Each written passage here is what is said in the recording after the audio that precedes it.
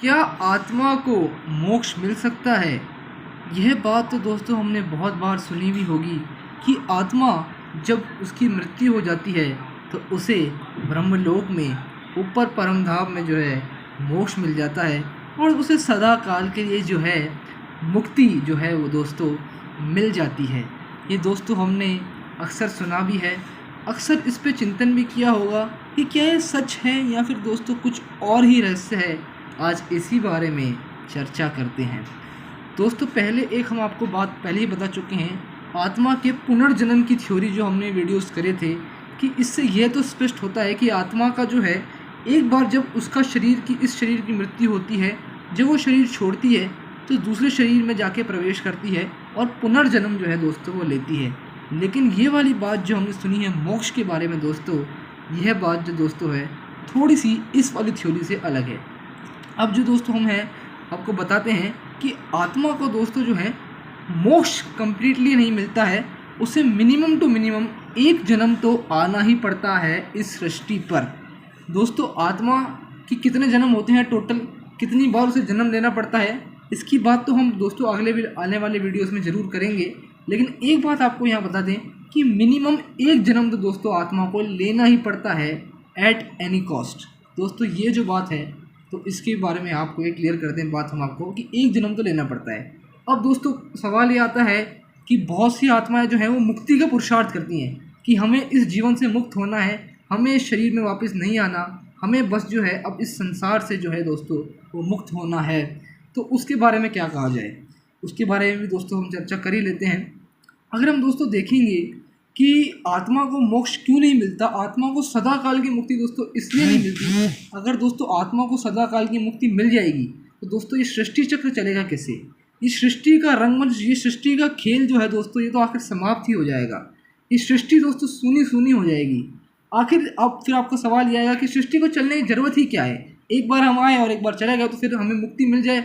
लेकिन दोस्तों मुक्ति जो है दोस्तों उससे परमात्मा को तो कोई फ़र्क नहीं पड़ेगा, क्योंकि परमात्मा तो दोस्तों सदा जीवन मुक्त है, उसको तो कुछ चाहिए नहीं।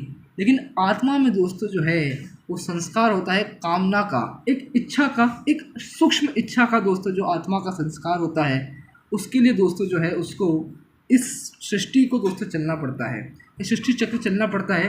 क्योंकि आत्मा को दोस्तों शांति के साथ सुख की भी चाहत होती है। हाँ, किसी आत्मा को सिर्फ और सिर्फ शांति की चाहत होती है, सुख की बहुत कम, और किसी को सुख की ज़्यादा होती है, शांति की कम, किसी को इक्वल होती है।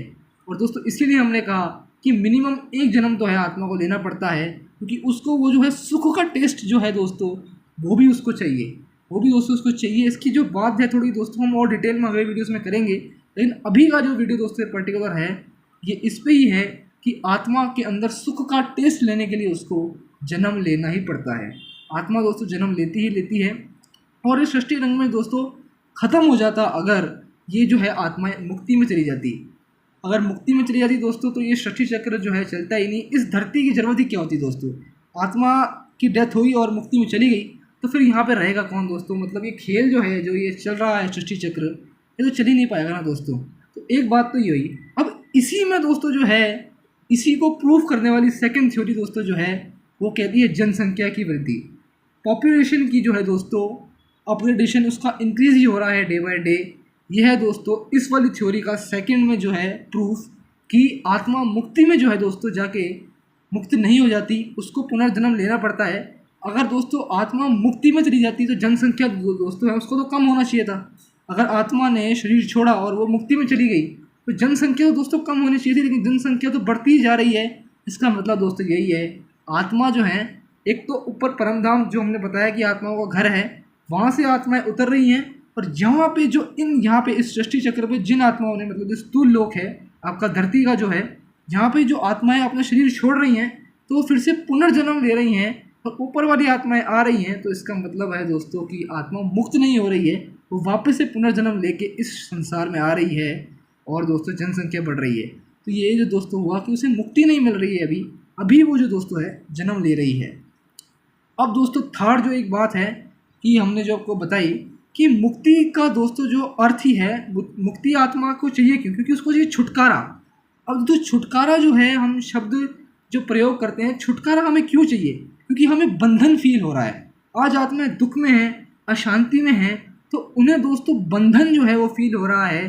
तो बंधन दोस्तों उन्हें फील हो रहा है। अब बंधन का अपोजिट ही है निर्बंधन।